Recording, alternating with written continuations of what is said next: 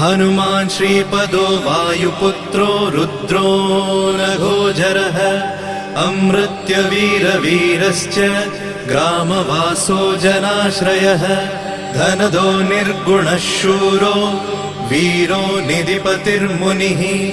पिङ्गाक्षो वरदो वाग्मी सीताशोकविनाशकः शिवः शर्वत्परो व्यक्तो व्यक्तो धराधरः पिङ्गकेशः पिङ्गरोमा श्रुतिगम्यः सनातनः अनादिर्भगवान् देवो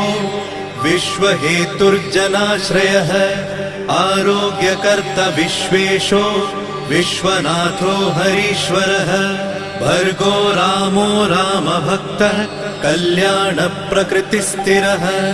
विश्वम्भरो विश्वमूर्तिर्विश्वरूपो